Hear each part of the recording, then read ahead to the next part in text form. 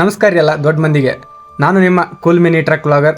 ಇವತ್ತು ಮಳೆ ಹತ್ತೈತ್ರಿ. ಬೆಳಗ್ಗೆ ಎದ್ದು ಟ್ರಾನ್ಸ್ಪೋರ್ಟ್ ಹೊಂಟೇವಿ. 1 ತಾಸು 2 ತಾಸು ನಿಂತ್ಕೊಂಡ ಮ್ಯಾಗ ಮಳೆ ನಿಂತ್ಕೊಂತು. ಅದಕ್ಕೆ ತಾಡ್ಪಲ್ ಬಿಚ್ಚಾಗೋತೀವಿ. ತಾಡ್ಪಲ್ ಬಿಚ್ಚೋದಷ್ಟ ತಡ ಲೋಡ್ ಮಾಡ್ಕೋಬೇಕಿತ್ತು. ನಾನು ನಮ್ಮ ತಮ್ಮ ಮತ್ತು ಪರಶುವಣ್ಣ 3 ಜನ ಕೂಡಿ ಲೋಡ್ ಮಾಡ್ಕೊಳತ್ತೀವಿ ಗಾಡಿನ. ನಮ್ಮ ಟ್ರಾನ್ಸ್ಪೋರ್ಟಿಗೆ ಯಾರು ಕಣ್ಣು ಹತ್ತೈತೆ ಏನೋ ಗೊತ್ತಿಲ್ಲ ರೀ. ಪಾರ್ಸಲ್ ಭಾಳ ಕಡಿಮೆ ಬರಾಗೊತ್ತೈತೆ. ನಾನು ಸುಮ್ಮನೆ ತಮಾಷೆ ಮಾಡಿದ್ರಿ. ಮಳೆ ಹತ್ತಿದ್ರಿಂದ ನಮ್ಮ ಪಾರ್ಸಲ್ ಬರವಲ್ದು ಅಷ್ಟೇ, ಮತ್ತೇನಿಲ್ಲ. ತಮಾಷೆ ಮಾಡಿದ್ದು ಭಾಳ ಆಯ್ತು. ಅದಕ್ಕೆ ಲೋಡ್ ಮಾಡಿಕೊಂಡು ಸೀದಾ ಅನ್ಲೋಡ್ ಮಾಡೋಕೆ ಹೋಗ್ಬಿಡ್ತೀನಿ. ಅಷ್ಟರಾಗ ಮಳೆ ಸ್ಟಾರ್ಟ್ ಆಗಿಬಿಟ್ಟೈತೆ. ಏನೂ ಮಾಡೋಕೆ ಬರೋಂಗಿಲ್ಲ. ಅಂಥ ಮಳೆ ಒಳಗೆ ಬಂದು ಜಿಟಿ ಹತ್ತೈತ್ರಿ. ಏನೂ ಮಾಡೋಕೆ ಬರೋಂಗಿಲ್ಲ.